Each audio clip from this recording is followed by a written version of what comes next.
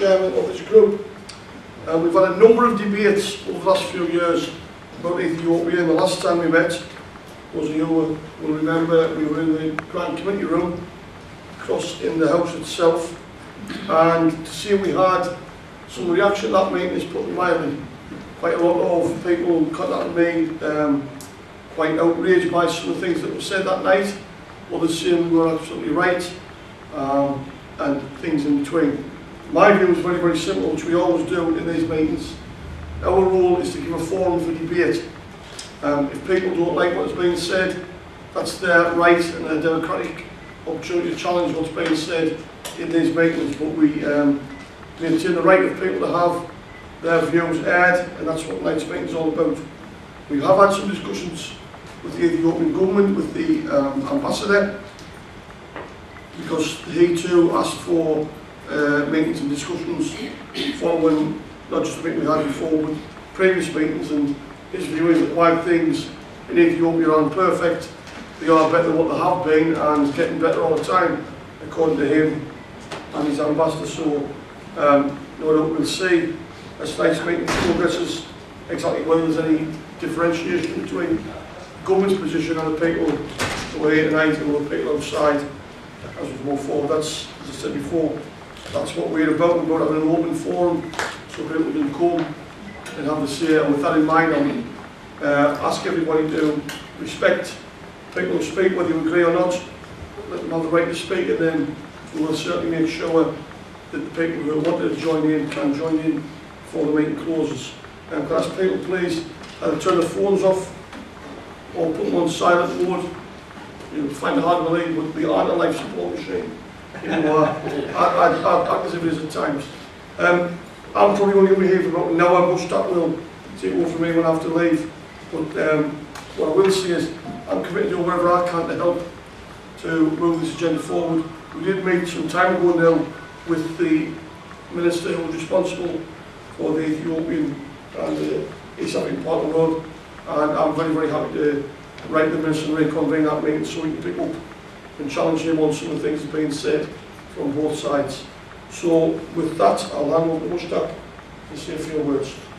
Thank you very much, David Hudson. I'm really pleased that we are again here. I'm not pleased the things that are happening in Ethiopia. Today we will listen from experts who have done a lot of work in Ethiopia. I'll stand up because I know there are some people at the back who can't see me, and I always like this. I think we will listen to experts today. As David said, this is a platform for everybody and anybody who want to raise the issues of human rights or other victimization in their own part of the world or here in UK as well. So you can raise issues in UK as well. I know some of our friends work in NHS, and what is happening to NHS under this government, you are most welcome to raise whenever we have a meeting on NHS. But we provide this platform to everybody to speak on the issues, and thank you, David Hudson, for leading this for past many years, and my other colleagues will speak later on. So I'm here to welcome you all. Thank you very much. Thank you, Mushtaq. Without further ado, I introduce Dr. Trevor Truman. Trevor's going to talk to us about the plight for all the refugees in neighbouring parts of Africa. Trevor. Thank you very much. The floor is yours. Can you all hear me if I sit here? Can you hear me? Yeah. Great. The Oromia support group was set up in 1994 to report on human rights abuses in Ethiopia. And because of difficulty getting information out of Ethiopia, over the last 3 years I've been visiting countries in Africa to speak to refugees from Ethiopia in Kenya, Djibouti, Somaliland, South Africa and Egypt. I've interviewed 187 refugees. This is Ibsta, he's a 23-year-old who I interviewed in Cairo in May. His father was a very wealthy man, an import-export merchant, who supported the OLF in 91-92 when they were legally part of the transitional government. Because of that support, he was repeatedly detained, interrogated and tortured at least 5 times between 92 and 2005. He was then detained for 3 years and tortured severely. Released in 2008 and questioned several times at the police station every couple of weeks after that. in 2010, in the pre-election period, he asked at a political meeting, if this is a democracy, why have I been detained so often? That evening he was taken away into detention and he disappeared in detention. In August 2010, the family's possessions were all sequestered by the government. Property, land, shops, camels, everything, apart from one plot of land and one house in Addis Ababa.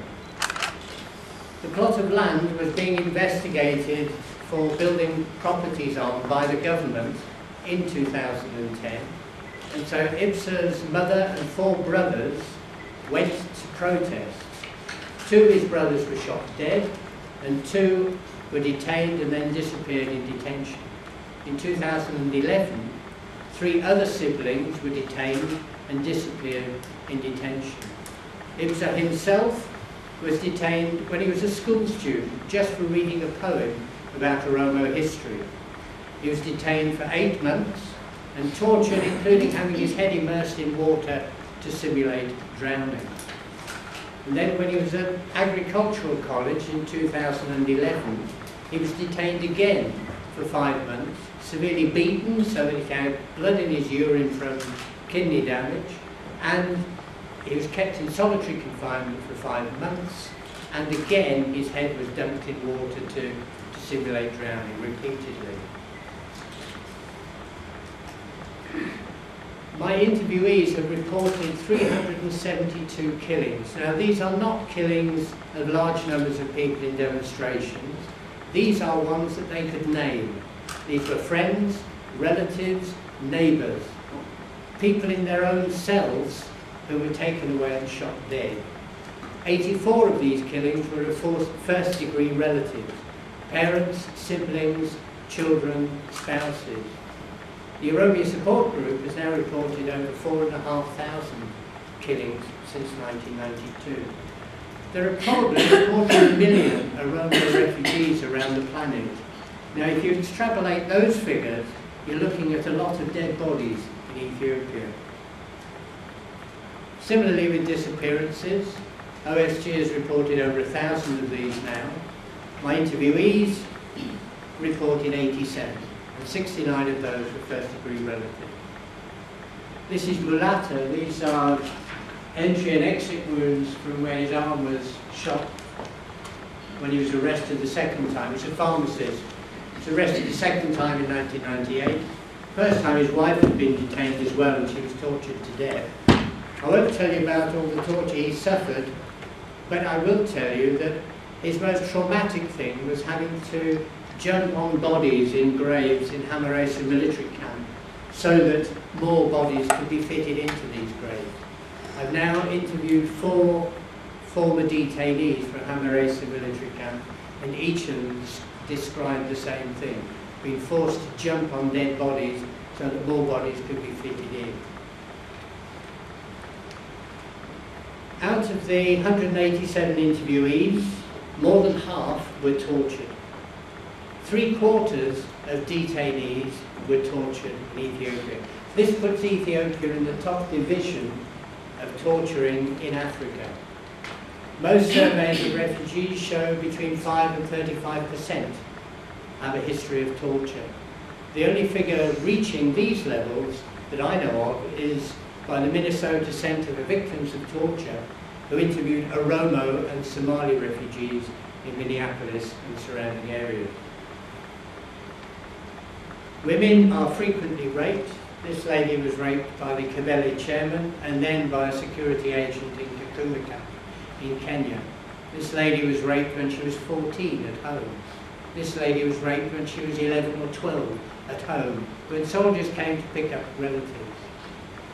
This lady was raped at home. All these ones were raped at home. This one by 8 soldiers. This lady by 4. The woman on the right here was raped by 4 soldiers on her way to detention, and then again repeatedly during detention. All of the following were raped in detention. These are women I interviewed in Kenya, Djibouti, South Africa, and Egypt. All of these were raped, often multiply, and all of them more than on one occasion. Nearly a third of the women I interviewed had been raped. If you looked at those that had been detained, half of them, over half of them, had been raped in detention. This is Ardo Abdullah. She's from the Ogaden. In the 1990s and 2004, her sister's first and second husbands were shot dead. In 2005, her father and brother were shot dead when watering their camels. 2006, her mother was shot dead by soldiers visiting the village, and then they shot dead her sister-in-law. That evening they took away her husband, who then disappeared. In 2007, they came to her village, took her away, took a 14-year-old girl called Rukia, and about a dozen men were taken from her and surrounding villages.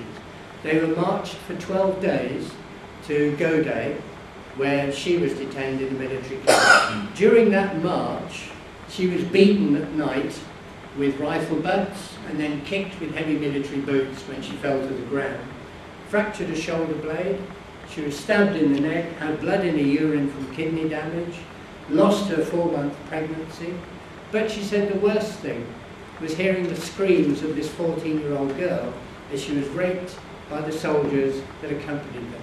There were 120 soldiers. She said sometimes the screams stopped at midnight, sometimes the screams went through the night. On the 9th day of the march, 2 of the men were strangled to death. On the 10th day, Rukia could barely walk, this 14-year-old girl, and she was strangled to death in front of the others. When they got to Govt military camp, Ardo was detained for 17 months in solitary confinement. She was kept in a cell so small, she could not lie down, she could not stand up, she could only sit. She was let out once a day, she was handcuffed most of the time, let out once a day to go to the toilet. She wasn't even allowed to pray. She managed to escape from that detention, and she escaped to Kismayo in Somalia, and from there to Kenya and South Africa. The worst thing that can happen to refugees is being sent back to Ethiopia to face more abuse. The father of this family was sent back towards the end of 2011, 4 weeks before I arrived in Hargeisa in Somaliland. About half a dozen men were taken over a 4 or 5 week period by a combined unit of the Somaliland security and Ethiopian security working together. This is a 23-year-old girl, Rihanna, who was abducted in Hargeisa. She was teaching amongst the refugees there in November 2012, so exactly 12 months ago. She was snatched by Ethiopian security agents and is now, according to eyewitnesses, in prison in Jigjiga in the Ogaden. This is Tesfahun Chimeda, who most of the Oromo in this audience will recognise. He was a brilliant student, and because of his activism, he was hounded out of Ethiopia, and he obtained refugee status in Kenya in 2005. In 2007, he was detained by the Kenyan anti-terrorist squad.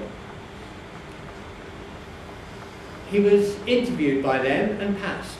He was interviewed by the FBI and passed by them. He thought he was going to be released.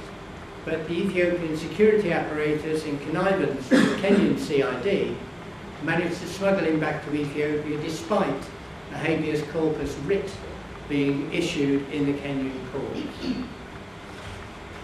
He disappeared in detention in Ethiopia until the end of 2008, when his name appeared on a charge sheet charged with treason. In March 2010, he was sentenced to life imprisonment. He was kept in solitary confinement for much of the time, tortured severely at Kaliti, Mayakalawi. On the 24th of August this year, he was beaten to death in Kaliti prison.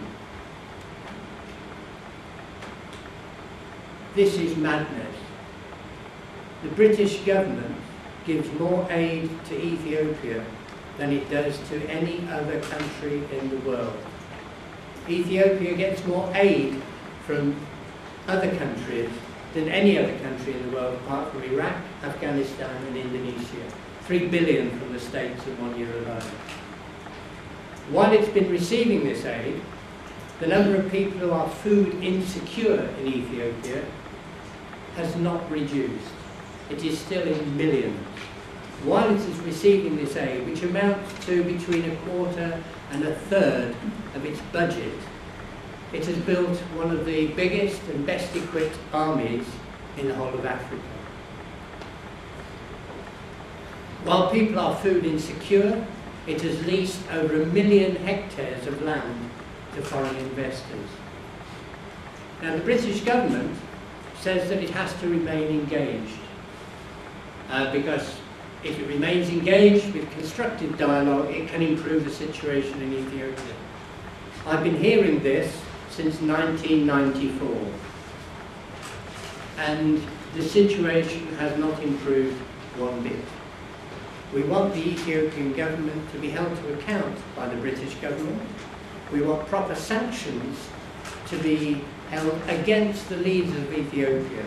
They should not be allowed to visit this country. They should not be allowed to invest in this country. They should not be allowed to train their army and their police in this country. With the country being so dependent on foreign aid, don't tell me there's no way that we can apply no more leverage than what we're doing now. Thank you very much.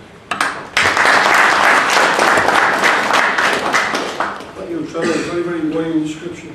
I now want to ask Claire Beston to speak to us. Claire is from Amnesty International and she does specialise on Ethiopia and Eritrea. Claire. Thank you, Greg. I'm going to speak, our panel is speaking on a number of different issues, so I'm going to speak a bit about the Ethiopian government's intolerance of dissent and how that manifests in different ways. Many of you will know there's a long-standing pattern of intolerance of dissent, particularly of independent journalism and political opposition parties in Ethiopia. But this has increased in the years since the disputed 2005 elections, whilst at the same time the willingness of governments, donor governments to speak about these issues has decreased, as Trevor was saying, and I'll come back to at the end. Since the disputed elections in 2005, the government's taken a number of measures to restrict freedom of expression and freedom of association and to crack down on dissent. First of all, it's introduced a number of pieces of restrictive legislation. The first of these is the anti-terror legislation, which was introduced in 2009. This is excessively broad in criminalising various aspects of the right to freedom of expression and freedom of association. And since it was introduced, it's predominantly been used against political opposition members and independent journalists and peaceful protesters. This increased in 2011. Partly it seems in response to the uprisings in the Middle East and North Africa and the Ethiopian government's fear that that unrest would spread to Ethiopia. During 2011, a number of independent journalists and opposition members were arrested and tried under the legislation and sentenced to lengthy terms of imprisonment. I should also add that those trials were fell short of international fair trial standards in a number of respects, including access to lawyers, family members, allegations of torture and other issues. The second piece of legislation is the Civil Society or Charities and Societies Proclamation, a piece of legislation purportedly to regulate the activities of civil society, but what this does in practice is place major restrictions on the work of human rights organisations in Ethiopia, particularly through limiting their access to funding. Organisations who work on human rights issues may not receive more than 10% of their funding from foreign sources. And there is no potential for extensive domestic funding in Ethiopia. And this has meant in practice that human rights civil society has effectively shut down.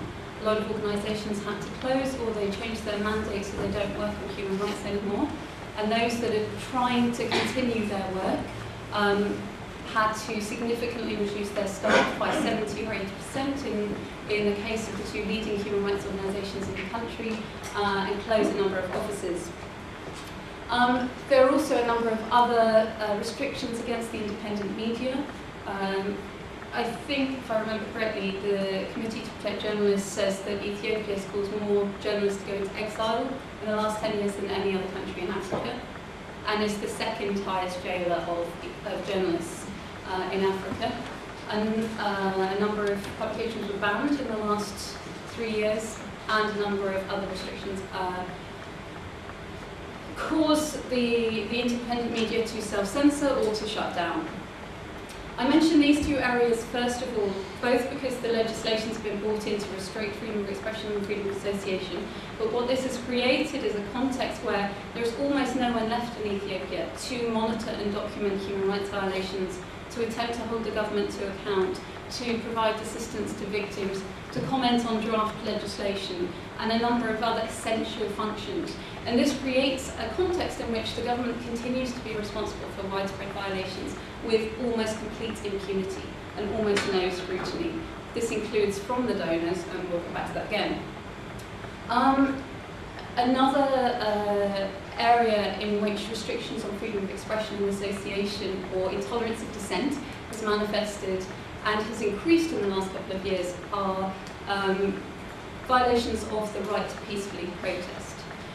This has manifested in a number of different situations and contexts around the country, with people protesting against forced evictions, for example, ethnic Sidama who were advocating for independent regional statehood, not independent, but their own regional statehood. A number of those were arrested in 2012. A number of other peaceful protests around the country, but particularly this has manifested in the last couple of years in the context of the ongoing Muslim protest movement, which many of you will be familiar with, which has been going now for about 2 years and involved very large-scale protests regularly, involving tens of thousands of people on a regular basis over the last 2 years. And the government has responded with a very heavy hand to those protests, which I should add were protesting against alleged government interference in Islamic affairs in a number of ways. Hundreds of those protesters have been arrested, and some were released after temporary detention, but many have been charged, and the leaders of that movement are currently on trial under the same anti-terror legislation in closed proceedings, which exacerbates even further the risk of them not receiving a fair trial. There were also a number of incidents in response to those protests where the police were accused of excessive force, and protesters were killed in a number of locations around the country. I am going quite quickly through a number of issues because there are so many things that fall under the intolerance of dissent, so I want to cover a number of things. Trevor spoke a bit about this, but another very serious manifestation of the intolerance of dissent is the arbitrary detention of suspected or actual opponents of the government or dissenters. And this is particularly severe in the Oromia region, where hundreds, if not thousands, of people on a very regular basis are detained on the suspicion or even the assumption of support for the OLF. And people are arbitrarily detained for periods of up to 10 years or more. Arbitrarily detained, I should explain, means without charge or trial, and in many, many cases never going to court. A large proportion of these people are detained in military camps, which are unofficial places of detention and therefore illegal under international law. And also being held in an unofficial place of detention increases their vulnerability to the violations for other rights, including access to lawyers and family members, which almost across the board does not happen for people detained in those situations. And also it puts them at a very high risk of torture. I also have recently been conducting research on these particular issues and had a very high proportion of people who've been detained in military camps who've been subjected to very severe torture. The methods that were regularly reported included being tied in very contorted positions for long periods, and a very large number of interviewees mentioned the same position that they were tied in. Male detainees having weights tied to their genitalia, very high level of rape in detention, as Trevor mentioned, mock or simulated drowning, as Trevor mentioned, the use of electric shocks, whips, beating, burning with heated objects, and the list goes on and on and on. So this is I think how intolerance of suspected dissent manifests across the country, not just at the federal level, not just in Addis Ababa with the high levels of legislation, but the further away from Addis you get, the less scrutiny there is, the more vulnerable people are to these violations. I am going to finish, as Trevor did, in talking about the donors and their approach. As I said right at the beginning, since 2005, the donors have adopted the approach of quiet diplomacy. They tell us repeatedly that they do raise human rights issues with the Ethiopian government behind closed doors, but there is no there's no public criticism of the human rights situation, and there's barely even an acknowledgement of the severity of the human rights situation. And this approach demonstrably has not worked in terms of a number of different rights, but in terms of the sort of framework I'm talking about. These restrictions have increased in the years since the donors adopted the quiet diplomacy approach. The space for dissenting voices has decreased. This is particularly relevant now as the Ethiopian government enters the run-up to the next elections in 2015, and they've created a context where it's not possible for competitive elections to take place. Opposition parties meet with a raft of restrictions and violations on a regular basis, including arrests, harassment, and other obstacles and obstructions. There is no independent media who play an essential role in their elections. There's no civil society to do election monitoring. There are so many ways in which competitive elections can't take place. The other impact of the silence of the donors is that, as I said earlier, it enables the government to commit violations with more or less total impunity. And it also, if we look at the long term, it's eroding the independent institutions are being eroded, the civil society is being eroded, and this means that in the future, in terms of a democratic transition, those things will be much more difficult to rebuild. And donors probably ought to be looking at the future as well, because those are things that they are interested in, that they will be interested in the future, and they're making their future work harder for themselves by allowing those institutions to be eroded now, allowing civil society to be eroded, so that you get a situation like Libya, where after the events in Libya and the change of government in Libya, there was no civil society to play the essential role in rebuilding the country. In Ethiopia, there soon will be no human rights civil society left. So there should be more of a vision on the long term than there is now. There was one other point I wanted to make before I stopped, and I've forgotten what it is. Give me a second. Sorry. Sorry. I'm going to let our colleague Leyla talk about the Somali region and the Liu. Sorry, it's totally gone for me. Cool. Yeah, I'll leave it there. Right, thank you very much. Thank you very much, again, horrible words.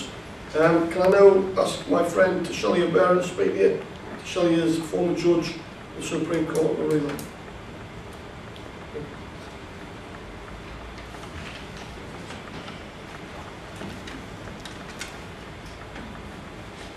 Thank you very much. I worked as assistant for about 20 years, and partly during the Derg Legion, and finally during this EPRDF period. So I know something about what's going on in Ethiopia. Now it has been about 20 years since EPRDF came to power. Any sign of justice and democracy? I don't think.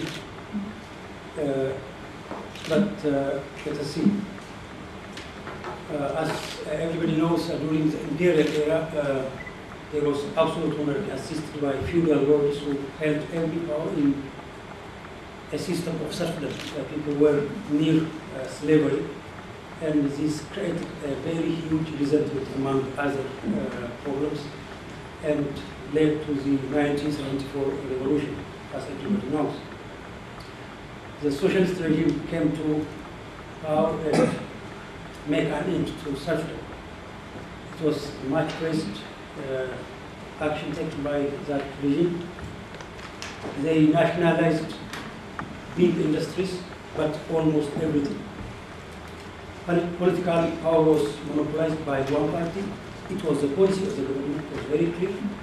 Nothing was hidden from the people. But after it was toppled by the current regime in 2019, as everybody knows, after 17 years of repressive rule, TPLF came into power and denationalizing public enterprises came into play. It was an end to state capitalism, but it was a beginning of party capitalism. I will explain later. Political power was simply monopoly, and there was a hell lot of promises, very fascinating promises for democracy, for justice, and everything. And the promises that went since this regime assumed power was so fascinating, but all of them after 20 years are simply false. What we mean by party capitalism? I call it the TPLF version of brand, the TPLF version or brand of repression. That is the root cause of repression in Ethiopia is what is called this party capitalism. The shift from state capitalism to party capitalism. Politicians' main role became the building their party business empire and their cliques, family and friends. It is complete diversion from the Derg era. Mengistu was poor. I know Mengistu's family, personally. I know Mengistu's father working on the street. I was working in the traffic department. I was a police officer, graduated from police college and working in the police department. He was working on the street. He was just a very poor person. Now, Mallas and his family are multi-billionaires. This is a complete difference. All repress us, but this is taking a completely different form.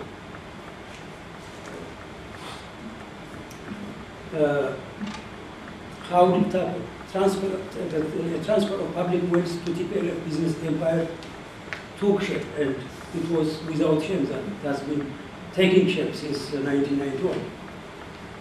Creating undue business advantage to party loyalty, family and friends, it has been very common.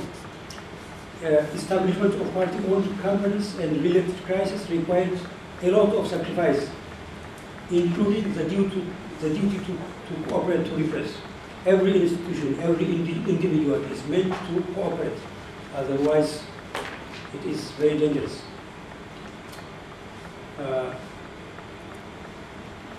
I can see some of it. This problem also touches upon judges and including law enforcement agencies. The duty to cooperate in repression included judges. That's unfortunate. I need to tell you one example. The government or these party-held companies sell fertilizers, and these fertilizers must be, the peasants must pay the price of these fertilizers later on. People who sold these fertilizers left the country taking the money, and they couldn't make the record of it. People have been complaining that they are paid. But this case was treated like a criminal case. Every peasant whose record is found must be brought to court not to pay. It is not a kind of civil justice. It is a kind of civil criminal justice. Once somebody is found, his name is found that somebody alleges that he didn't pay that money, then it is the police that is sent. Actually, there is no any involvement of the police and the prosecution in any civil case. But in this case, people must either pay immediately or they must be held in custody. This is what was happening. This is how TPLF began to build its economic muscle. The case of the judiciary is a difficult one. The slogan under TPLF is somebody is anti-peace, they are terrorist, and HC, and so on and so forth. This slogan is, once this slogan, they begin singing this slogan, it is difficult for a person like a judge or a police or a prosecutor to protest and to try to justify someone. It is decided by some cadre and everybody must follow that very quickly. I want to give you some examples what I encountered during my work in the judiciary. I've got very few examples. There are many examples, but I want to focus on a few of them. About 126 peasants were caught in East Hararghe zone in 2005. The allegation was that they are supporters of oil. The reason for the suspicion was they were caught with newspapers that belonged to the media. That is, there is a newspaper that is printed and distributed officially in Addis, but it is completely illegal to be found with that newspaper. It is Urji and different newspapers that sympathize with probably Oromos and that are considered to sympathize for Oromos and OLF by the government. They are published and distributed in Addis, but it is completely illegal to be found reading that document. These people are caught with this. The evidences are a kind of this sort. And it was completely difficult to get bail for these people. 300 people were caught in the same way in West Shuar in 2006. These were simply peasants who came to the city to engineer, a place called Engineers, a small city, a small town, and they were rounded up by police and arrested. The reason is that they are supporters of oil. Simply in the town, this is in 2006, very recent. The hassle the judge faced, it is so immense, I can't tell you. Giving them a bail is just very difficult. About 700 plus prisoners were imprisoned in West Hararghe while I was working there. In 1998. Nobody knew where they were for about 8 years. From 5 to 8, these people were detained from 5 to 8 years.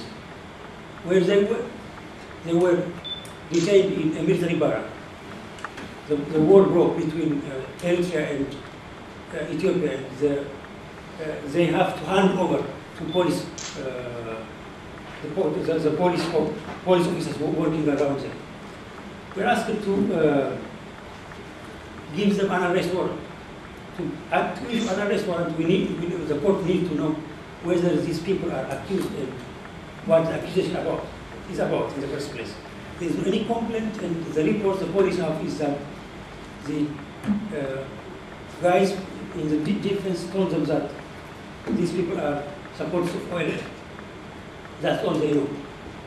They are in detail for 5 to 8 years. It was just very difficult to deal with the police. The police are not convinced, but they cannot turn down the request by people working in the Ministry of Defense, who are working as a police officer.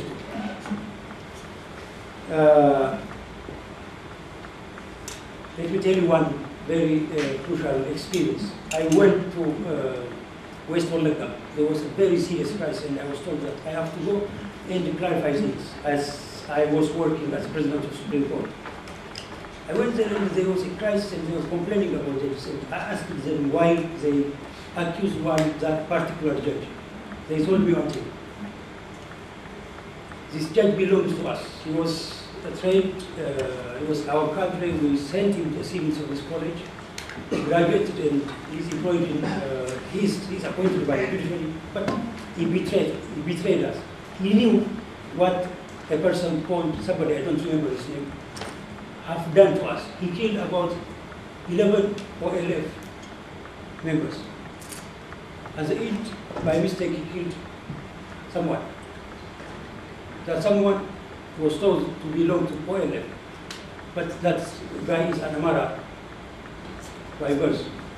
So he fought, and he managed to prove that he is not even Oromia, even alone OLF. So he was accused for that and sentenced to 5,000.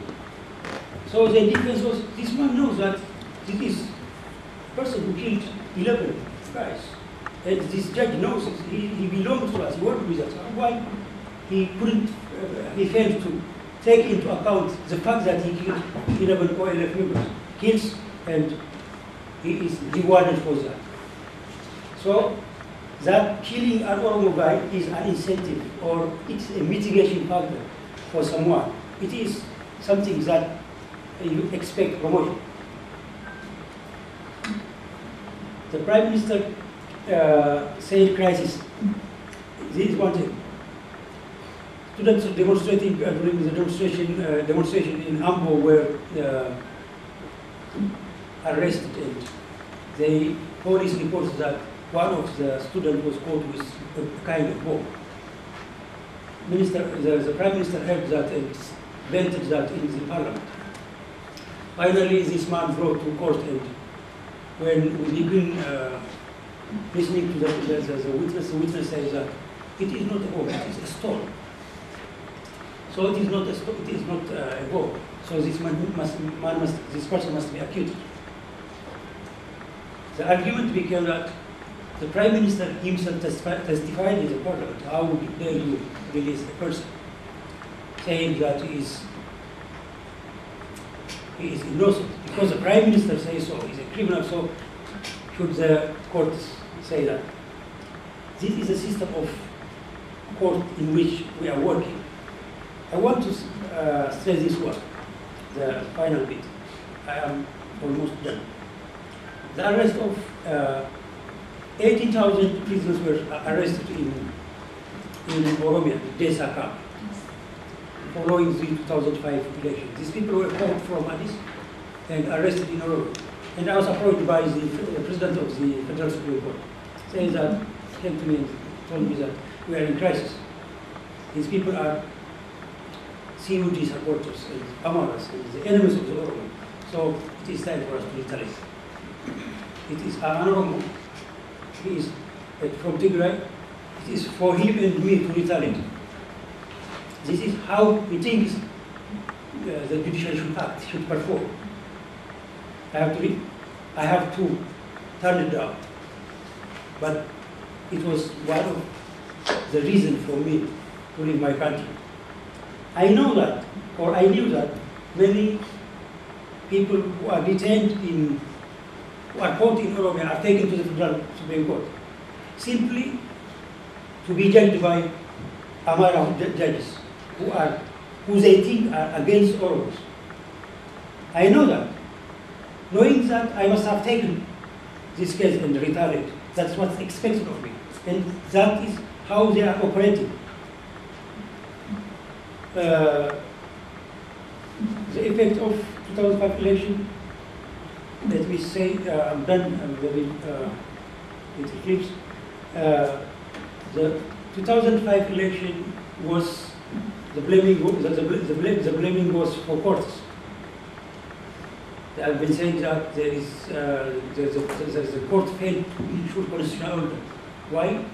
The courts were not very tough against the opposition, the police, and every legal enforcement institution were not okay with that. So the proposal was removing and replacing unwanted judges, prosecutors, and police officers. The plan was submitted in written form. I have got it in my hand. It was proposed in August 2006. The plan was that we have to train about 3,000 judges. What to do? 1,000 judges and the prosecutors are for Oromia. What to do? To remove the existing judges and replace them by new ones.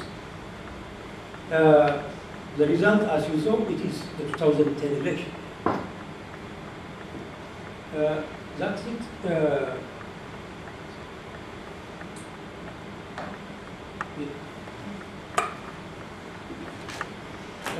That is it. What I would like to say is, to the extent repression increases, support increases. What we saw is that repression is increasing year after year in Ethiopia. In 2005, the opposition got few space. Before 2005, there is no any duty for students to be a member of any political party. Nowadays, it is just impossible. This is just impossible. Every student must be a member of the ruling party. It's not by choice. Without that, there is no work, there is no employment, there is no any future. This is how Ethiopia is progressing. It is regressing than progressing. Human rights is going down spiral than showing an improvement. I think it is time for the UK and the DFID especially to look at what they are doing. Because what we are doing is supporting repression. It is about giving incentive to oppressed despots in Africa. It is not, as Andrew Mitchell once said, that things are good by African standard. Things are not good at all, and there is no African standard and European standard. Human right is human right, and it is universal. We deserve to be treated like a white folks like Trevor and everybody. So there is no African standard. We are not subhuman, we are humans. That's it. Thank you very much.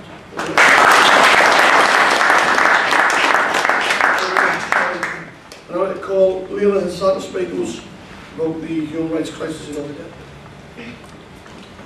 My name is Leyla Hasan, and I'm from the Govt community in London.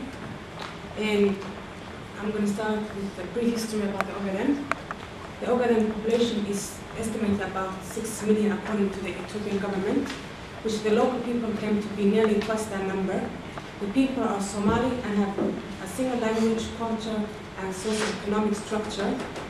Geographically, and precisely, the Govt territory locates Ethiopia to the west, the Republic of Djibouti to the north, and Kenya to the south, and the Somali Republic to the east. The Govt territory has been savaged by war and famine. It's the least developed territory in Ethiopia, even though it's the richest in natural resources. People in the Govt live in virtual Stone Age existence, and they are denied their basic human rights. The Ethiopian government has blocked trade and aid to enter the Govt territory in violation of the tenets of economic rights of the people. In addition, health services are unknown in major parts of Govt, and those most harmed by this are the women and children that cannot defend themselves. Furthermore, the Govt population is subjected to detentions and extrajudicial killings, which the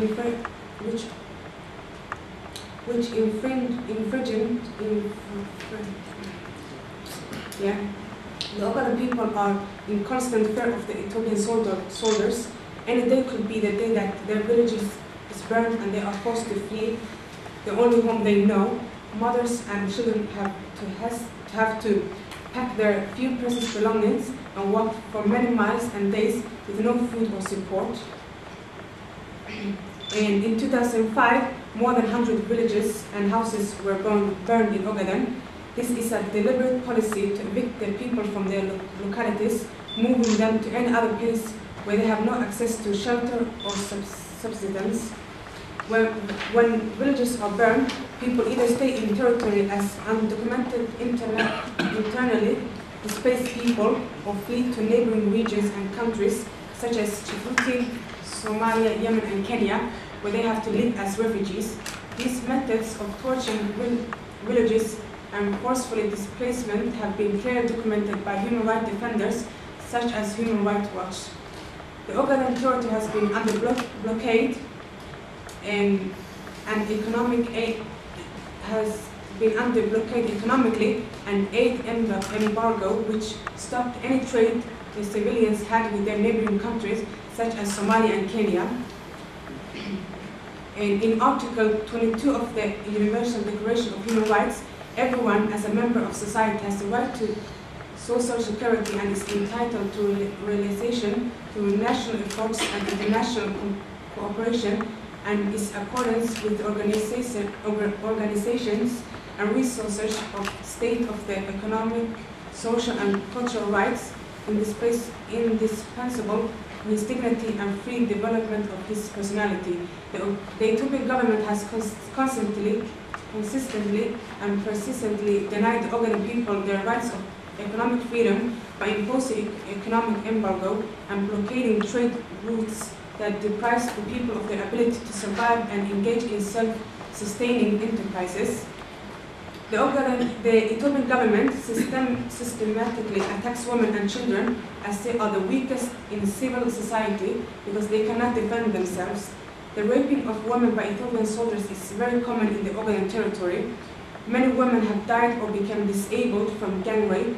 According to eyewitness accounts and evidence of the victims, these rapes happen in broad daylight, sometimes in front of the victims' children and relatives.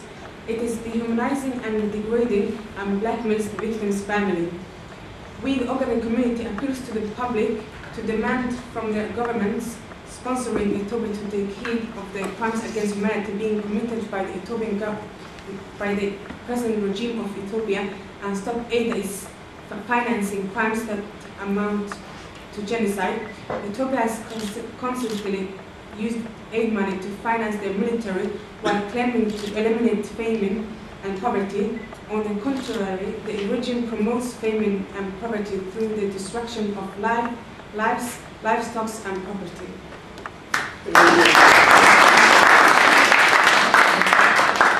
Thank you for that. I now would like to ask Nikawu Challa to speak to us.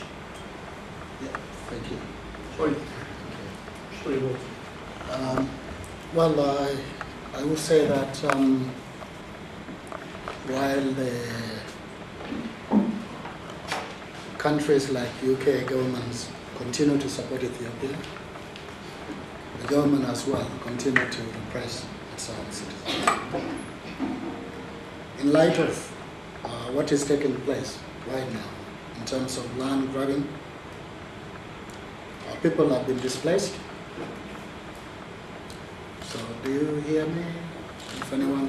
I think you have to speak a little bit louder. Okay. Because it's recorded as well, so Yeah. it will be.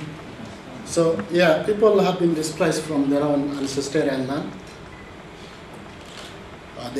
Their free movement has been restricted from where they used to live. In most cases in the southern part, I would say history is repeating itself. Since the expansions of Abyssinians toward the south has always been a place for enslavement and also depopulation.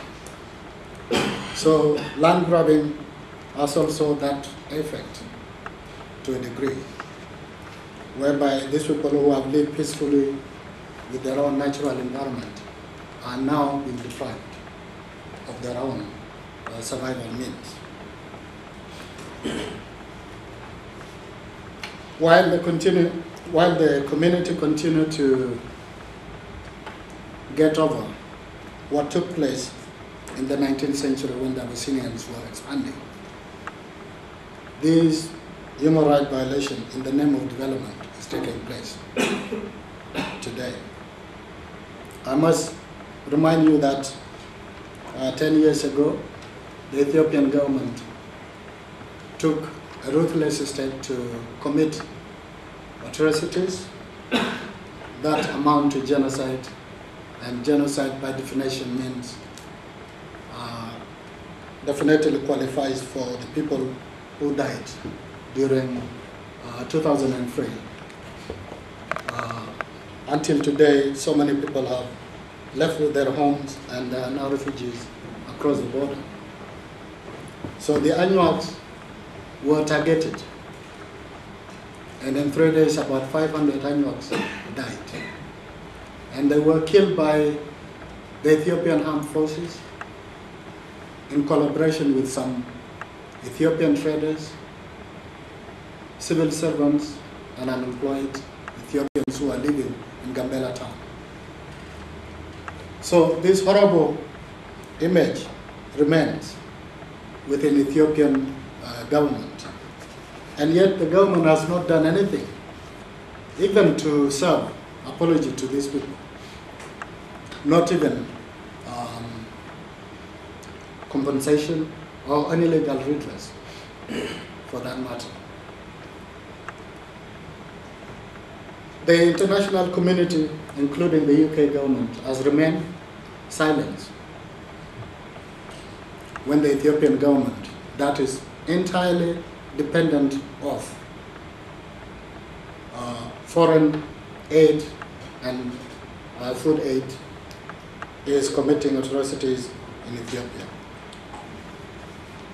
Not only the UK government have remained silent, but also they continue to support the most tyrant government in Ethiopian history.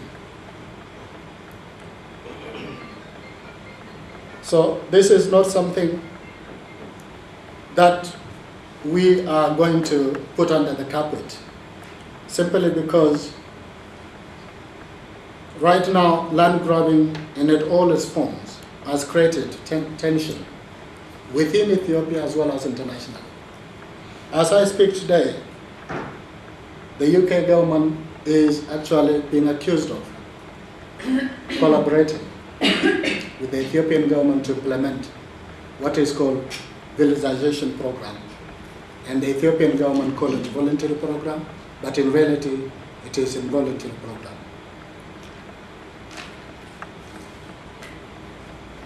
So for that matter then, I think the UK must honor its own international obligations under international law to protect those people who cannot speak for themselves, for the fear of being intimidated, being murdered, being raped, and the government continue to do so without limit. And I particularly, from one of the marginalized community, would appeal to the UK government to take this seriously and work with its own peace-loving through every opportunity that it comes, or through any opportunity that it avails itself, through the international organization as well as the UN. Without this, the Ethiopian government is not going to keep quiet. It will continue victimizing and so forth. I've traveled this year to Kenya to interview those people who are evicted because of current level of land grabbing in Ethiopia. Those people from Lower Omo talk the same language. Those people from Gambela talk the same language. Those people from Oromia talk the same language. So where do our morality in terms of protecting international human rights lies? I believe we all should hold accountable the Ethiopian government for all the human rights that it commits against its own citizens whether it is in the north, in the south, or in the east. So finally, I would again appeal to you to really take this issue serious. Otherwise, the future of this country is in jeopardy, and people are taking it in their own way. Thank you.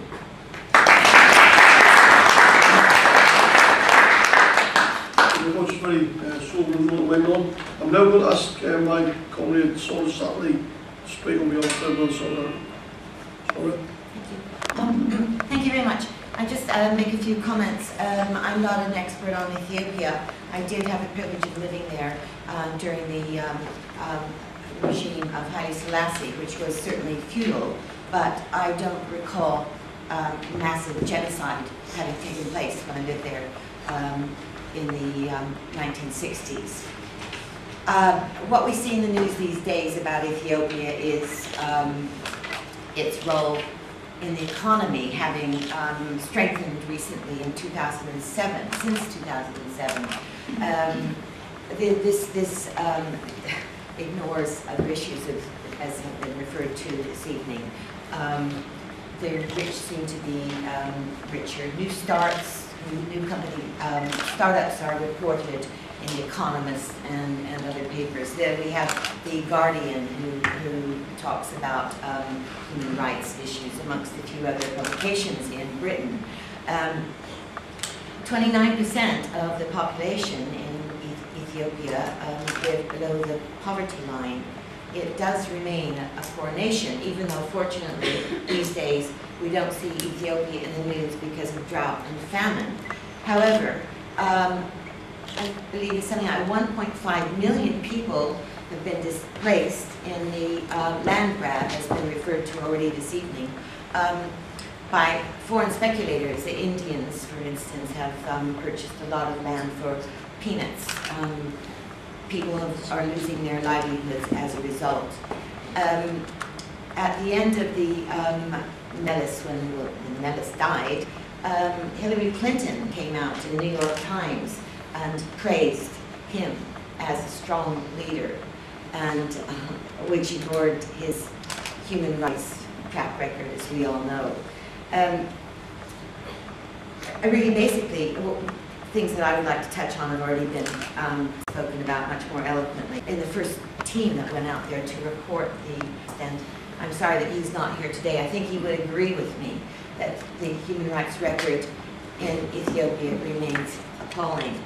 And I do despair at the press, even though I am a working journalist. I despair about the reporting that goes on that highlights economic growth in Ethiopia, because this is at the expense of its population. And I'd have to say that the Ethiopians are, and we're sympathetic to thirds, but it was really living in for 1 year only, but a very formative year, that I became who I am today, and that is that my compassion for issues in the third world, which is something we support in Third World Solidarity, and one of the reasons that I was drawn to this organization as a founder member 28 years ago.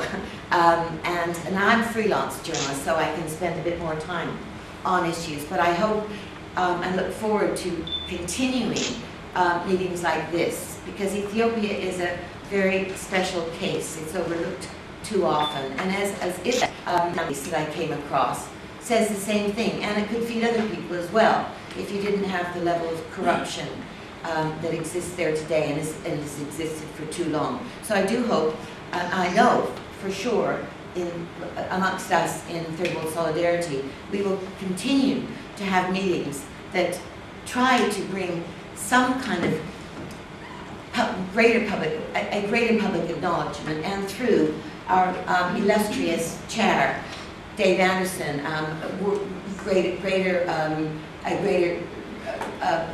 response from the UK government through the Labour Party, and the good work that Dave does in this respect.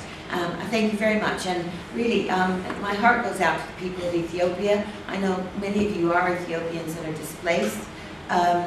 I've seen a lot. I saw a lot when I was there, and we'll keep on with our challenge to bring Ethiopia to the fore as much as we can in third world solidarity. And I really hope that the world wakes up, the US government especially, my own government, and the UK government too. Thank you.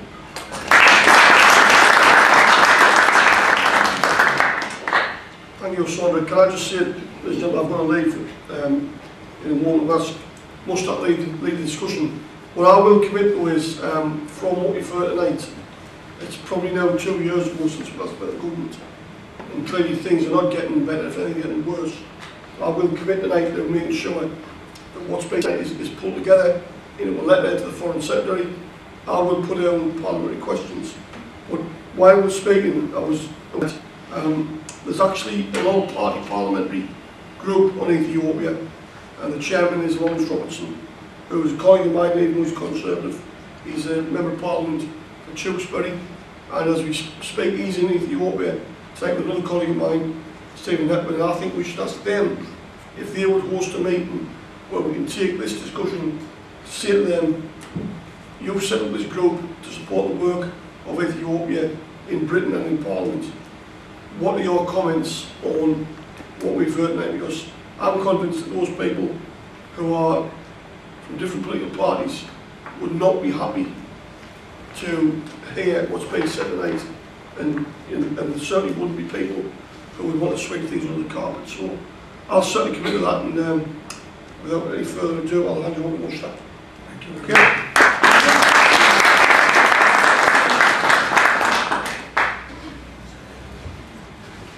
Thank you very much.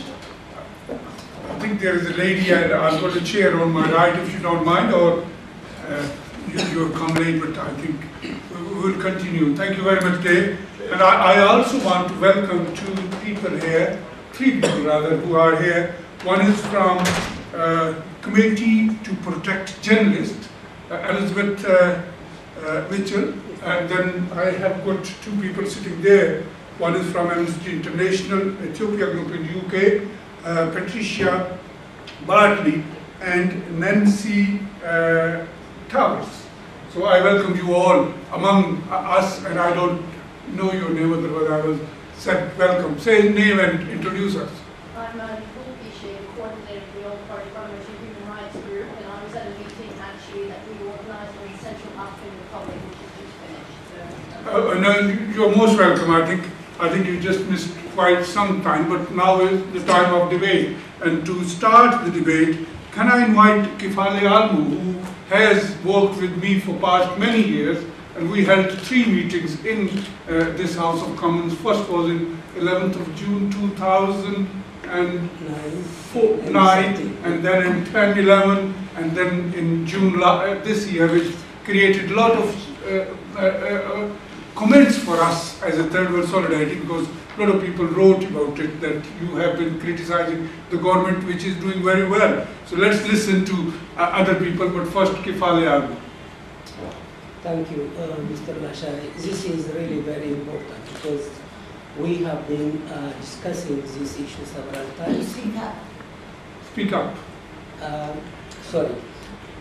This is a very important meeting today because these issues have been raised in 2009, and in 2010 again we had meetings concerning the gross human rights violations in Ethiopia. Actually, the pretext that the government uses has been exposed, and the corruption which has been mentioned by Judge Teshale, which has reached at a level of capital family. He defined it as party capitalism, rather. Some of us will say it's a corruption, but I don't agree on both of them. It's a looting. In 2013, from that poor country, the existing regime has looted 16 billion US dollars. That has been already exposed by journalists. It's not by me or by individuals here. But what is today's, what makes today's meeting very important is all what you have said, we have been saying for the last 5 years, especially after the 2005 election. So now we need to talk about the solutions, and we need to take actions so that the international community, the United States especially, and the United Kingdom, and other partner international, other countries throughout the world who support this criminal regime to stop supporting it and to stop the suffering as well. It's saddening to hear today, to listen the very person who has been witnessing the situation on the ground. So please, let us start to make action so that this suffering will be concluded. Thank you. Thank you. Thank you very much, Kefale. Now I open to anybody who want to comment or ask a question or comment. You are most welcome. Yes, Ms. Man. Say your name and introduction. My name is Kefale Aberra. I work with Third World Solidarity. I have been listening to this debate since the beginning, and an interesting point comes up. This is a two-part question, by the way. There seems to be a conflict of opinion on the role of the UK and its role in helping the situation. Speaking from what Trevor said, that the UK is giving a lot of its money to Ethiopia, and quoted a figure saying there was the UK gives mostly to Ethiopia compared to any other country. Then we have this gentleman here, I can't remember your name, saying that the UK needs to do more in its efforts in helping the situation there. So hearing both of you, there seems to be a conflict of the role of the UK and exactly what they're doing. So could that be... I think, you misunderstood.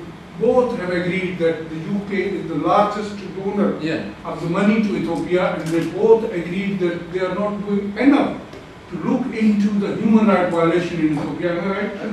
Yes, so there was no conflict. It was that highest donor, and still they are hiding it, and they're not publicly criticizing the Ethiopian government for their atrocities and repression they are doing to the people. Am I right? I think he was mentioning to both of them. So that leads on, I guess, to my second point, then, is what exactly, from the respective institutions saying, what solutions do you see?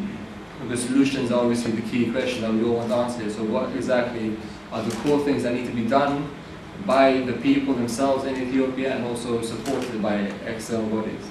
Thank you. Yes, the young man at the end. Thank you very much. My name is Khalid Mohammed. I'm from Oromia community.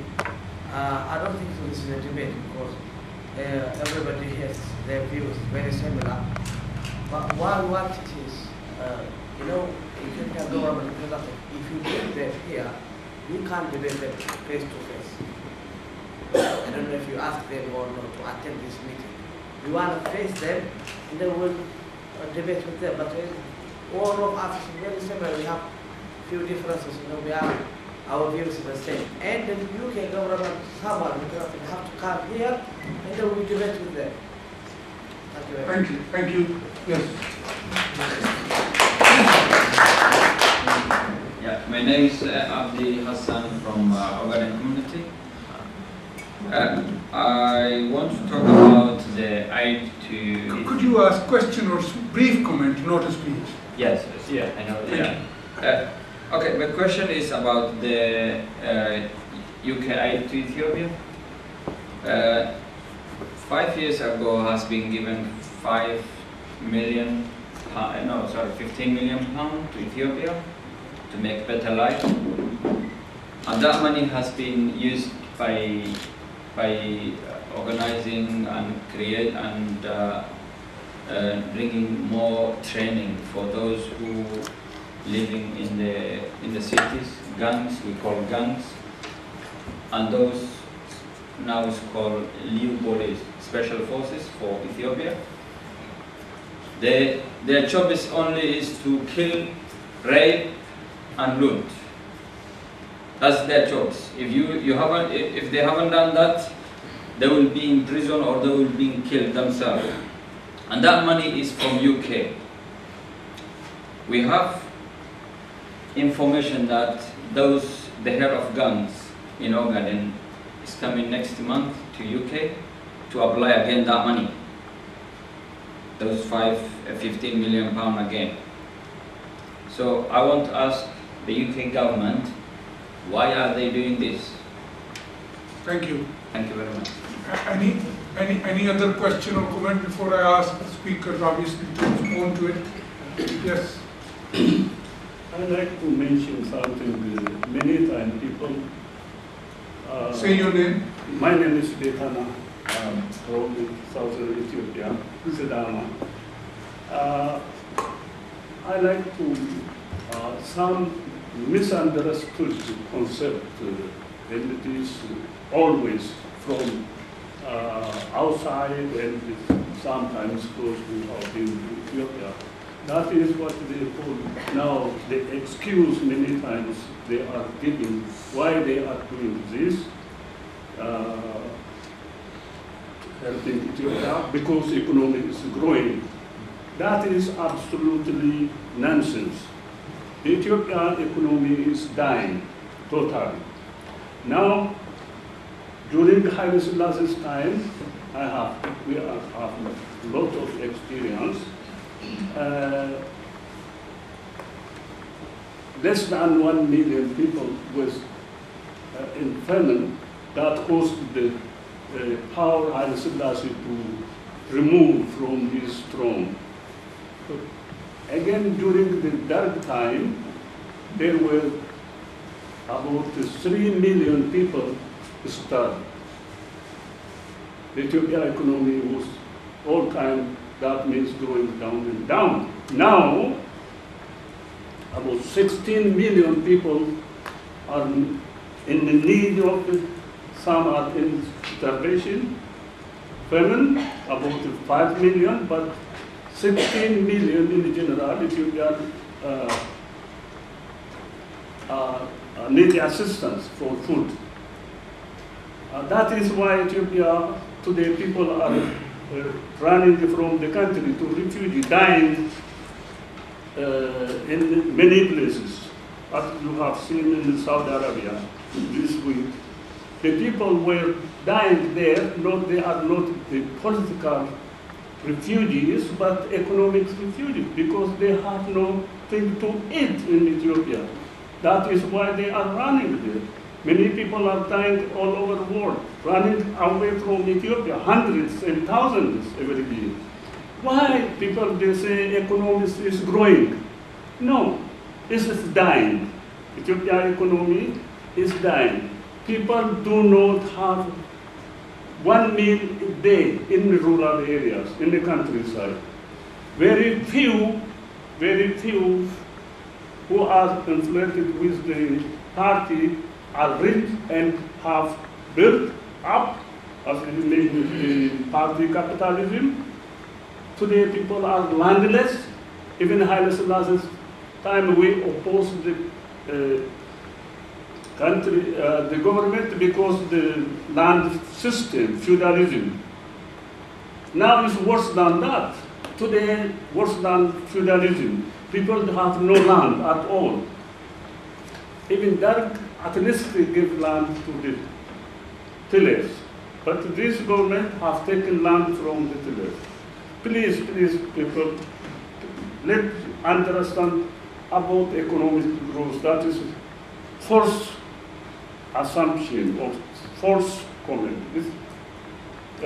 Do not take this into misunderstanding, economic growth especially. Thank you very much. So it is very strongly put forward that everybody said that Britain is supporting Ethiopia because their economy is growing. He's saying no, the people are going backward, and it is individual who are thriving, not the whole country. Yes, there are three people, but let's start with the young man in the front on the left. I have one question. Right. A very small question. To the people who reported about the human rights abuses in Ethiopia. When I heard the report, yeah, abuse is acceptable when it is done by that criminal regime. But something is missing over there. I don't know why.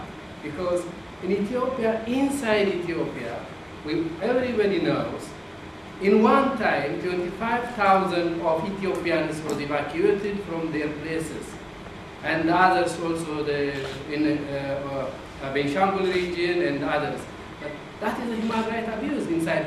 Where the people are, where they are, those people, their children are there. But he didn't mention about it. If it is human right, it should be human right for both. That's I just for me why it is missing there. Thank you. I'll respond to it. Yes. Thank you very much. Yeah. My name is Taye, and I'm an Ethiopian. And one of my points relates to the point you raised. And Mr. Teshale said that the issue of human rights is universal. It's not Western, it's not African, it's not Ethiopian. It applies to everyone in the same way. My friend here said that the report focuses on certain areas and actually omits other areas. He said that a lot of Ethiopians were displaced from the areas they lived. Their properties were sequestrated, or it was appropriated by the local officials. And the number is not particularly known, but the process was so brutal that during the displacement, some ladies gave birth on buses because it happened so quick. Some children died, and nobody says anything about them. What I'm saying here is, if we report human rights abuse in Ethiopia, it should be all-inclusive and not certain ethnic groups. The moment we talk about certain ethnic groups, we fall into the lines of the government, which actually divides Ethiopians along ethnic groups so that it perpetuates its rules. This is one point. The second point is the issue of the relationship between donors and the Ethiopian government. This issue has been discussed for the last 22 years. But some of us miss the central point. What is that? The Western governments are issued in any other third world country, which is their own national interest. Those of us who are under the illusion that the West would come to the aid of Ethiopians to achieve a democratic level of government, are we mistaken? We're misplacing our trust. For us to achieve a certain level of democracy, a certain level of development, it's not the West, it's us. It's us. We should look into ourselves. We should not plead with Western powers because they don't care about Ethiopians. If they cared, they would have said something. Why do they praise the authorities in Ethiopia? Because just before this government, Ethiopia was the battleground for the two levels of the world third powers, the East and the West. The West won. Ethiopia was an Eastern Bloc country, a satellite of the East. So the government that came to power assists the West in defeating communism. Fathers are nice guys. Whatever they do is warranted. So those of us who entertain the idea that the West would support us, we are making a serious mistake. We should look into ourselves, unite, talk together, discuss the point. Thank you very much. Thank you. Few last points because we have to get the room by 8. So quickly, please. Behind you, the man behind you, first he raised the hand. Yeah. Quickly, say your name. Okay, my name is Abdisa. I have two issues. That one is the first one, still not mentioned, even the Human Rights Watch, still they didn't watch it, or why they don't mention it, I don't know. The one is happened in Shakiso. There is a gold place. The people living there, they ask just one question from the government to build them for them school or if hospital or just mini GP. There is more than 200 people died there for that, just for asking the gold is mined from our land, just build for us school or GP. Just for that question, they done more than 200 people in one day. Still, the human rights, they didn't mention about this. The second one, what happened in Hasasa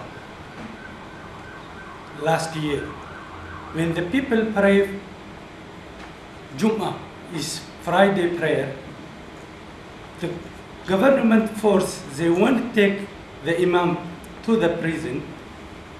In the day they pray, at the time they pray, but more than 7 people, including 6 years young child, they are dying there. Even still, the human watch, they didn't watch that, or why they didn't mention about that, I don't know. In Ethiopia, so many problems.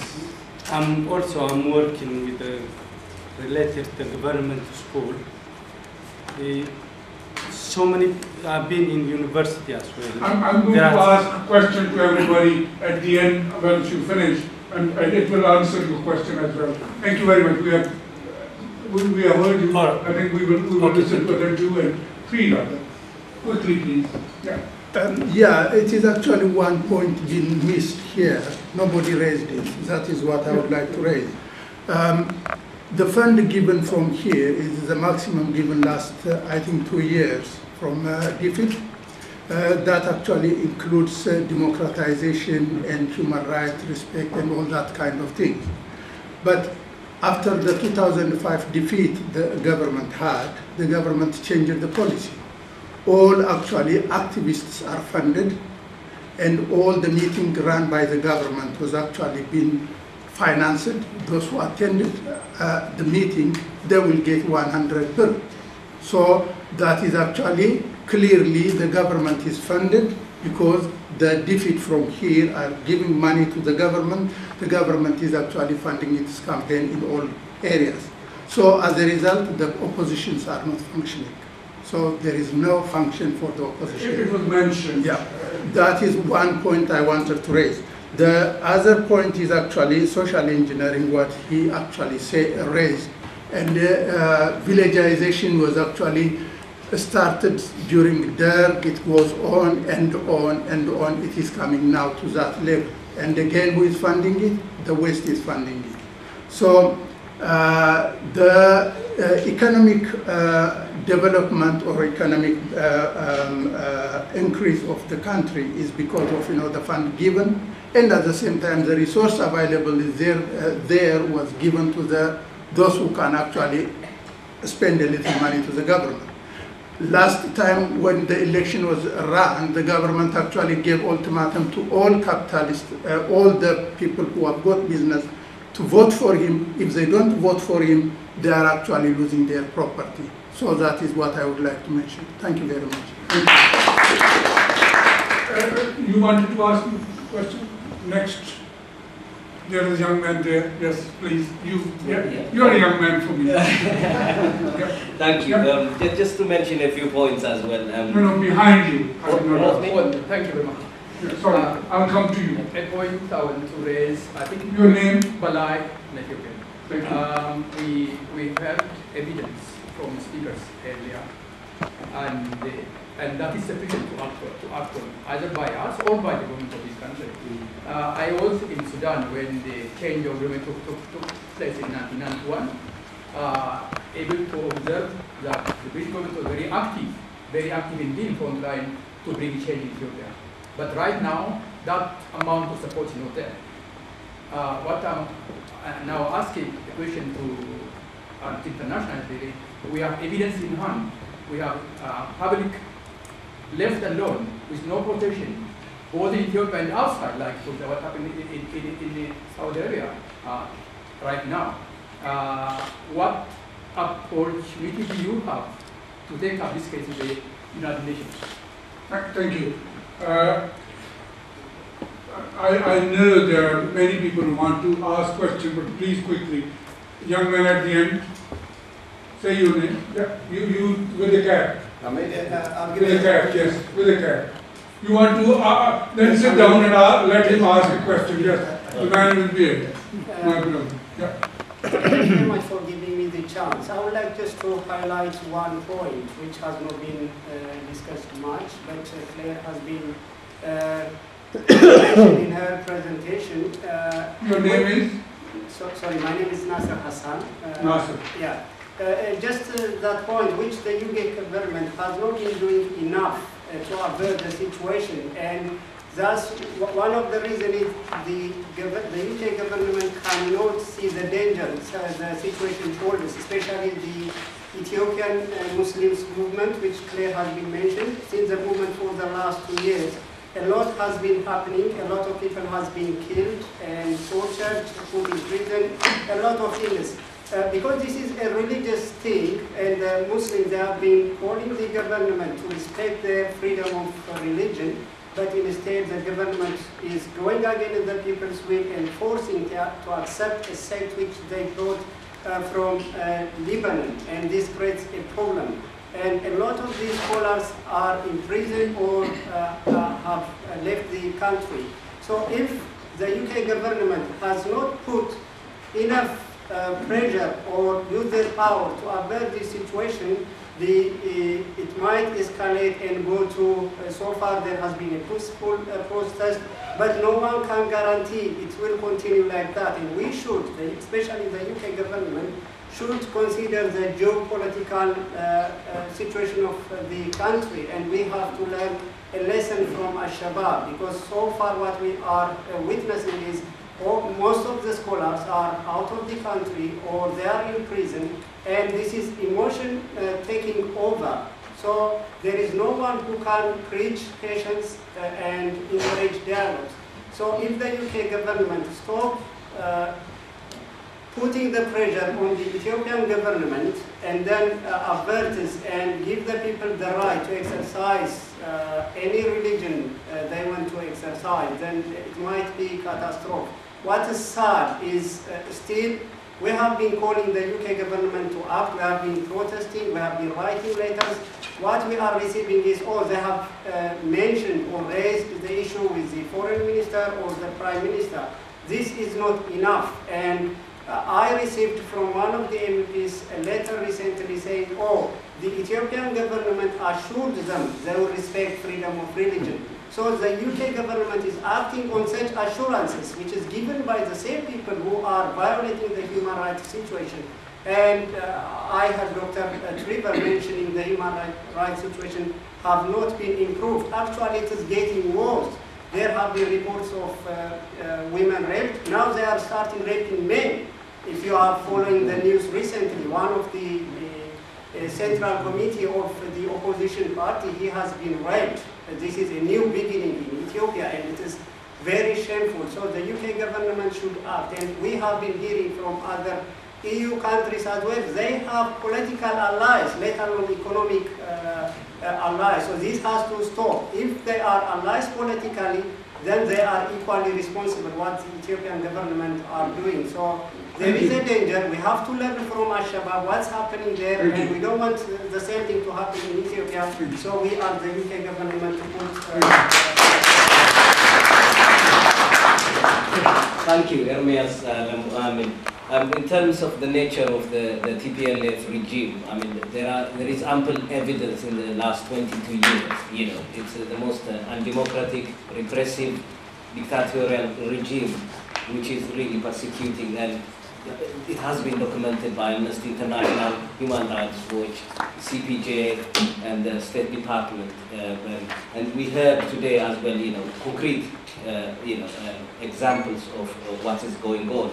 But one thing to mention is, I mean, these atrocities, I share with some of the views, they are happening everywhere, across the country, you know, from north to south, from east to west. Not particularly, it's not just one ethnic group or one location. I mean, it is affecting all citizens. That's one. On the second one, in terms of the UK aid and DFID especially, you know, the largest recipient, and after 2005, they said we have stopped budgetary support. But we all know that the money that's going to regime and local authorities, it is almost a communist regime that controls up to a village level. Everything is controlled. So we know the regime is using the money to repress people. So this has been actually many times already stressed. So I think the question is, I think I share with my friend here, it is not about the UK government and US as well helping the opposition or people who are opposing this government. It's at least don't help repression. Stop. The Ethiopian people will deal with that. But what they are doing is, I mean, our friend here also mentioned, and you've seen it in Daily Telegraph and Guardian.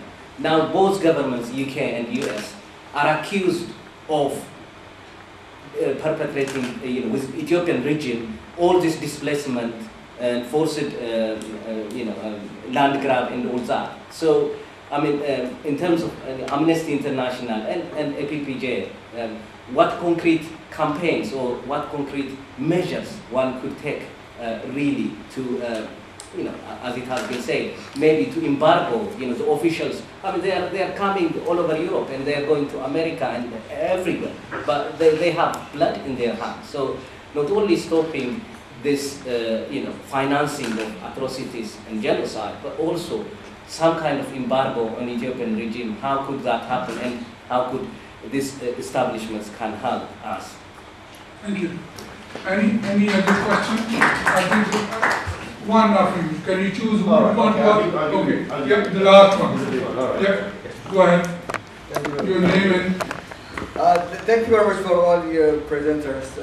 You have listed the atrocities in Ethiopia. There are many, and one of the things that I personally believe that people who are interested in Ethiopia do have information about these human abuses.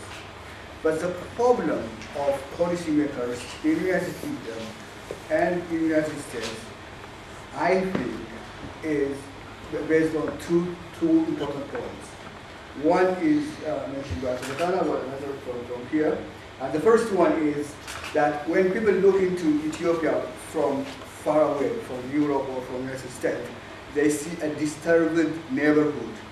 And the whole Horn of Africa is a disturbed neighborhood. And they think that Ethiopia has a kind of functioning government, and they put some kind of trust on that government because it is relatively a functioning government. But it is a false attitude. This is a kind of peace, quote unquote peace, we see in Ethiopia is a short-term and deceiving type of peace. And one of the major shortcomings in policy making is looking into the short-term benefits and trading to the long-term benefits. If the UK government and United States think about the long-term benefit, they have to work for sustainable peace in Ethiopia, which can be guaranteed only by consensus within the Ethiopian people. And they have to work for that thing. The second is the concept of economic growth, which was mentioned by Atamutan. And this also, to some extent, I think that the UK, some specialists know about that, but they don't have any verification. And that Ethiopian government is very smart in cooking numbers, in producing numbers, and then they simply boil numbers. And even the National Statistical Office is sometimes characterized as a cooking pot. It's cook numbers. And we just get these numbers, artificial numbers, and we propagate these numbers again and again, and then we tend to believe that things that doesn't happen in Ethiopia. Then just to summarize two things. The first, think about long-term benefits. And the long-term advantage for United Kingdom and UK is to have durable peace in Ethiopia, which cannot be maintained by the current government. Thank you very much. Can I ask two questions before I ask speakers to respond to your comments and questions? Can I ask you, how many of you have met your MP in the last 2 months? Could you raise a hand? Come on. Come on. I'm not asking you, you are not Ethiopian. I'm asking you Ethiopian. Anybody? Can I advise you, in next 2 months, go and meet your MP. Take this report, which Trevor has created on Ethiopia, hand over it to it. Give it as a gift. It is available there, and Trevor has asked, he will only charge you as much as it cost. I think 5 of you. Although we can't sell things in this House of Commons, but I will allow you, because this is a very good report. So that is first thing, advice to you. If you don't stand up, these two people have said it, for your own country and for Ethiopians, I'm not here to always organize your meeting. This is the 4th meeting we have organized. How many of you are member of Third World Solidarity? 1. Come on. So you have to wake up and you have to do your own campaign. I can't do it on your behalf. Dave Anderson can't do it. He has agreed that he will ask questions from Foreign Office. He led a delegation, was it 2 years ago? And we met with the minister 1 year. 15 months ago. 15 months ago, and he took Teshale, Trevor, Claire, myself, another person I think, and we went and met the minister. And he visited Ethiopia and he raised some concern we asked him to raise. So it is not that they don't listen to when you go and speak to them, they do. He is ready to write again, he is ready to ask questions from the foreign minister. What else you expect from him to do? It is you who have to do, and I agree with both of you that it is the Ethiopian community who lives in the United Kingdom who has to rise up to this challenge and get united, get organized and do it. So let me now ask the speaker to comment on your comments, and then I'm available. Come and meet me, become involved in Third World Solidarity. And I'm very pleased that there are quite few people here, but not many women. I'm very happy that a young lady has spoken, but next time when I do the meeting, and we have done it in the past, that at least 50% of the women are there. So in future, we will do that. If you don't bring 50% women, we will block you outside. They are the leaders in my opinion. So can I ask, first of all, from you to comment, if you want, very briefly, please, 1 minute each. And I'm finishing in next 5 minutes, so if we can keep the telephones off for next 5 minutes. Yes, please. Well, I think probably there was... Thank you very much. I think, is it Ali Sulma? No, okay. Okay, very good. Because I know there are some people sitting in audience who are quite important. There were some lords who came and they went. The young lady is from International Human Rights Committee. She just came from the meeting. So there were some people who listened to you today. So it is not that you are not heard. You will be heard and you will be. Yes, please. Yeah, I think there is only one thing probably I quite agree with. I think when it comes to the role of UK, I think there is much really UK could do to stop human rights abuses taking place in Ethiopia. We can just take an analogy. 2 families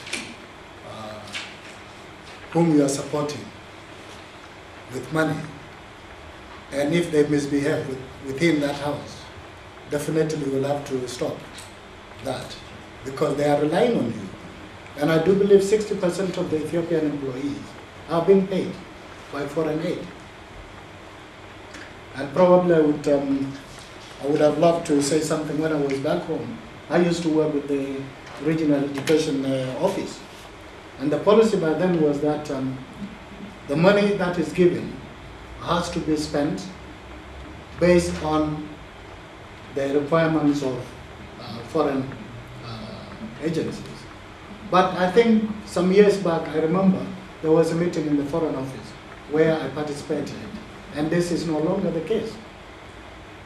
The UK government, any other, say European Union, or any other countries, they donate money without actually even asking what these people are going to do with this money. And that is why these people today, they are misusing the fund that has been given. So the UK government must in fact even adhere to its own terms and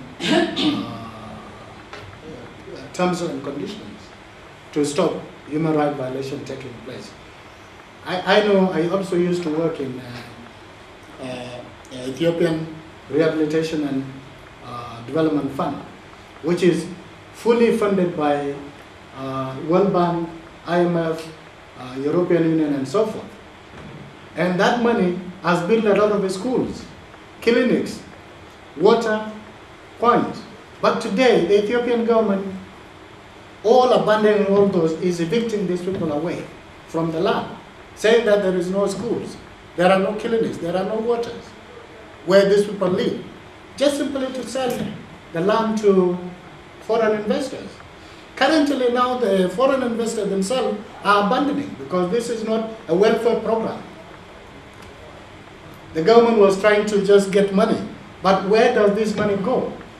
This money doesn't go anywhere. No one knows actually how this government is accounting for that money that has been secured from that lease. So much so that we can do something. And the UK government should actually even follow its own rules and regulations to account, to make Ethiopian government account for the money that they are given. This is taxpayers' money. So the taxpayers' money must be used in accordance to the UK laws. Thank you. Thank you very much. I think I responded to it. It is you who have to go to your MPs, you have to campaign for it. They don't know about it. Only one man said that he has a response from MP, and that's all. I need you to write to your MP, go meet them, campaign for it. Elizabeth, do you want to speak? Yes, I have. It's the same thing actually. I received a letter from my MP. Good. Regarding the situations of land grabbing in Ethiopia and human rights violations. It's the same thing that, we are dealing with the Ethiopian government and we will raise the issue there. No, but if you carry on campaigning it, I think then they will listen. If you are the local constituent of their constituency and you say, I will stand outside your door saying that you have done nothing for the human rights violation in Ethiopia, they will do something. I know it. This is a democratic country. I've campaigned on many issues and they do listen to when you raise these issues, and means I can give you an example of Palestine. Tomorrow they are coming in the central lobby. Come in there and see 5,000 British people will be there in the central lobby from 2 to 6 campaigning for Palestinians. How many people will come tomorrow if I ask for Ethiopian victimization? Few. So you have to campaign with your neighbors from British people who are the voters for those MPs. Elizabeth, do you want to say something? Sure. I have actually not met with my MP, but I may do that now. And what I would ask is that, or argue, is that this issue of journalists and the oppression of critical voices be given greater part of this aid discussion, and that the UK's development priorities cannot be achieved unless there's a system of checks and balances. And as Claire mentioned, Ethiopia does repeatedly rank high on our various surveys of prison journalists, of countries where press freedom is at grave risk, of journalists in exile, and these are all different ways to look at the issue of press freedom, but we're highly concerned about the numbers of journalists who are in prison and imprisoned on vague anti-state charges simply because they were raising really very legitimate criticisms or questions, or even questioning the rest of their fellow colleagues. And there's several cases in particular that, but the three that probably our highest priority are Govt, Alamu, and Iskandar, and these are 3 journalists who are currently imprisoned, and these are cases we would like to see the UK government raise, and particularly Taye and Alamu, who's both have health problems, both have very critical health conditions, and just want to emphasize that without the monitoring that the media can do on aid and on development, and that there will continue to be these issues of corruption that affect large areas of the country, and inequality. Thank you. Sorry, I don't know if I should repeat the whole thing, but very concerned about journalists in prison, and feel strongly that the UK should raise these issues and consider the importance of journalists and freedom of the press in pursuing their development agenda. So that's a very short summary. I want to respond to some briefly. Yeah, regarding, I want to say something about Taye's comment on whether we should make the general, we should talk about human rights generally without mentioning about Oromia or Govt or Anuak or so on and so forth. I'm not sure whether that is really based on realities around Ethiopia. Firstly, because these regions are targeted during the imperial period. They are right now targeted. It is not my allegation, but there is a credible report by, for instance, Trumbull. If you see that, he compiled, he went through different reports by Human Rights Watch, Amnesty International, country reports by the US and the UK, and has shown us in a very convincing manner that Oromia is targeted, than any elimination. Ogaden is second. It goes on like that. This is why we have to focus on that. In its repression style, this TPLF system is a bit similar with that of the Haile Selassie one. It's based, it is repression system, even in the church and in the mosque. Even church leaders are nominated along their ethnic line from Tigray. We have seen this in the Muslim church, in the Muslim community in the 1980s or so, 1990s or so. They appointed Tigray, person from Tigray. It is along ethnic line, and it must be from TPLF core people. And everybody must preach, must believe what TPLF believes in terms of ideology. Whether you are academician, whether you are religious, there is no free space. There is a monopoly of politics, economy, how you think, how you work.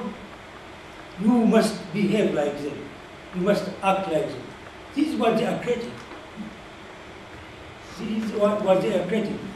With respect to focusing on Oromia, I came from Oromia, I worked in Oromia. So when it comes to talking, then I must talk from my experience. That is the reason. The other thing is the gravity of the problem also justifies what we are doing. So we need to understand that, I think. Unless we understand that, unless we try together, unless we point out the state of gravity, the gravity of the problem, and we are sympathetic to that, then it is really difficult to campaign together. We must be able to comprehend what is going on in Ethiopia. It is so systematic, and it is taking an extraordinarily amazing shape. Ogaden, it is a village, it is completely destroying the village, raping every woman around. It is so sad, and it is very difficult even to talk about, because there is any journalist, there is nothing around there. It is very difficult to report. Even foreign journalists are framed as ONLF members. You remember the Swedish journalists, the Ethiopian ambassador here asked about the BBC journalists, the Swedish journalists, and he says that they are working with OLF and ONLF. It is not that you are hard. You are hard and it can't be reported.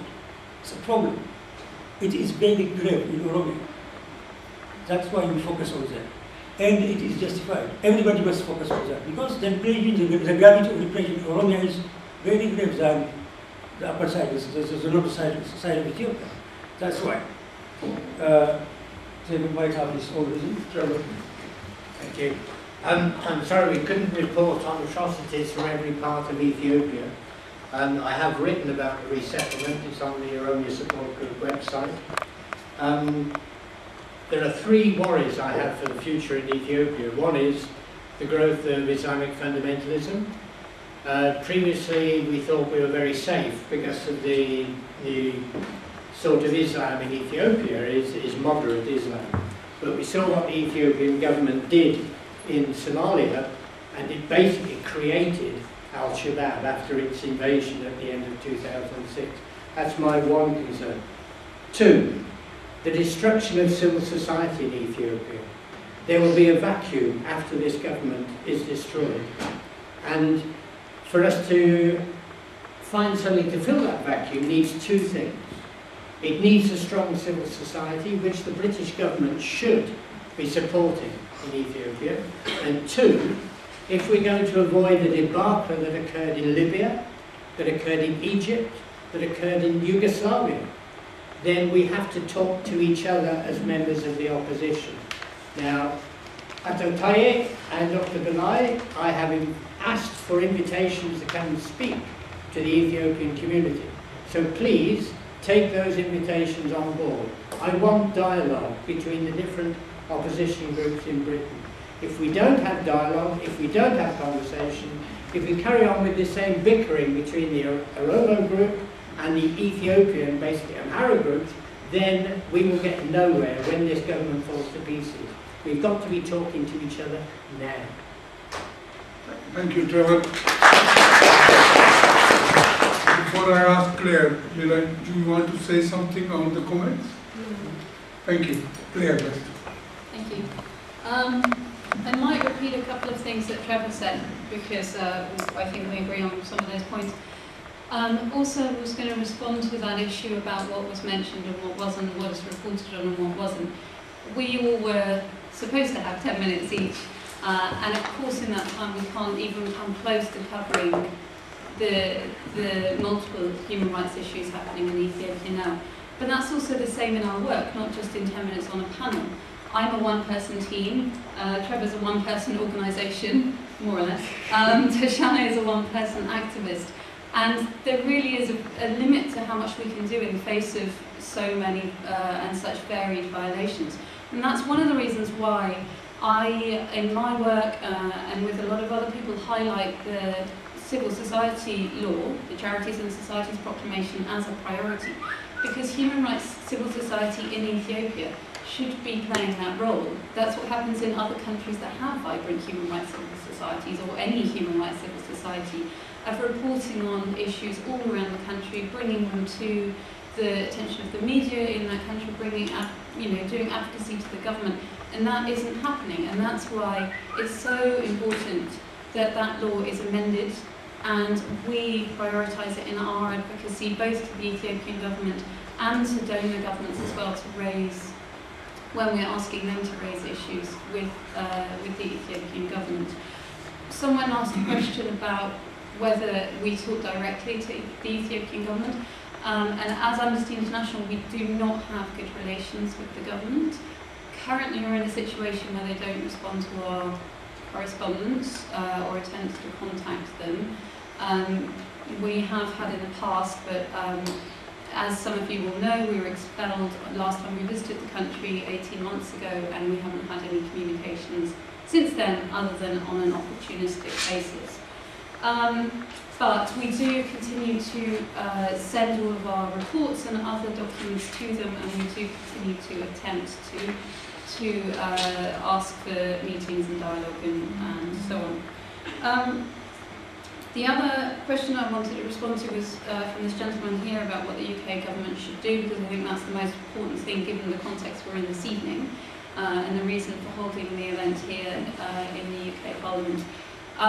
I believe that first of all, a priority is for the UK government to publicly acknowledge the severity of the situation, and in doing so to criticise the human rights violations that are happening, because that creates pressure in itself, and it also creates pressure and embarrassment for the Ethiopian government internationally. The Ethiopian government is very protective of its reputation. It enjoys a disproportionately good reputation on the world stage, or sort of undeserved if you look at the human rights situation in the country. And greater acknowledgement and exposure of the human rights situation in the country will jeopardise that. And I think it's a challenge for us in the different ways that the UK government responds to different countries. Earlier this year, Zimbabwe had an election where President Mugabe won with 99% of the vote. and this was ridiculed in the UK. And in the 2010 elections, the EPRDF won with 99.6% of the vote. And we don't hear that kind of same response to the election. And we are very much, I think the situation is such that the 2015 elections, unless something drastically changes, it's going to be the same. And the UK government needs to respond to that, needs to acknowledge, and the UK taxpayers, if better informed, I believe, would ask very, much stronger questions about the relationship with their government, with the Ethiopian government. So it's, the UK government say they don't have leverage, and that's just clearly not true. It's not the case when they're giving £300 million a year in aid. Of course there's leverage that goes with that. I'm not saying that there should be conditionality attached to that. I'm just saying that they have a very influential position. They're an important actor in terms of what happens in Ethiopia, and they have to use that leverage. And they also, one thing Trevor mentioned, is should insist on operating within their own frameworks. There are frameworks, there are policies for development, approaches to development assistance, which include supporting civil society.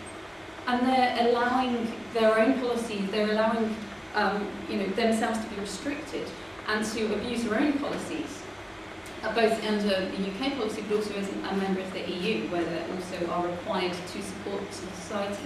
And they're going along with the restrictions that are placed on their support civil society. And they should be refusing to do that.